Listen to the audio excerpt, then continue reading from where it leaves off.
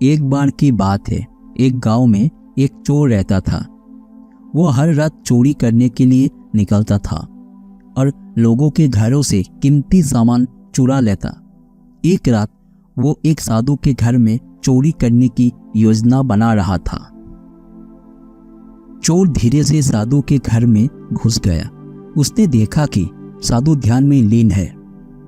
उसने चारों ओर अपना नजर दौड़ाई और घर में कुछ कीमती चीजें खोजने लगा। तभी साधु ने अपनी आंखें खोली और चोर को देखकर मुस्कुराया। साधु ने बड़े प्रेम से चोर से कहा, तुम्हें जो चाहिए उसे ले लो, मैं तुम्हें रोकूंगा नहीं। चोर ये सुनकर चौंक गया। उसने कभी नहीं सोचा था कि कोई उसे इतनी आसानी से चोरी करने देगा। साधु के शब्दों को सुनकर चोर तंग रह गया।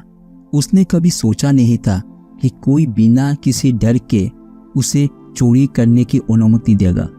चोर ने सोचा, ये साधु तो मुझे चोरी करने से रोक भी सकता था, लेकिन वो नहीं कर रहा। आखिर क्यों? साधु की शांति और प्रेम को देखकर चोर की अंतरात्मा जाग उठी। चोर ने साधु के चरणों में गिरकर कहा, मुझे माफ कर दो, मैं अब चोरी नहीं करूंगा। आपने मुझे सच्चा रास्ता दिखा दिया। साधु ने उसे उठाकर कहा, यदि तुम्हारा मन सच्चाई के मार्ग पर चलने का संकल्प कर चुका है तो भगवान भी तुम्हारे साथ होंगे। उस दिन के बाद चोर ने अपना जीवन बदल दिया। वो साधु का शिष्य बन गया और सच्चाई और धर्म के मार्ग पर चल पड़ा। इस कहानी से हमें ये सीख मिलती है कि सच्चे प्रेम और धैर्य से किसी भी व्यक्ति का हृदय परिवर्तन किया जा सकता है। चोर और साधु की ये प्रेरणादायक कहानी हमें ये सिखाती है कि प्रेम और धैर्य किसी के जीवन को कैसे बदल सकते हैं।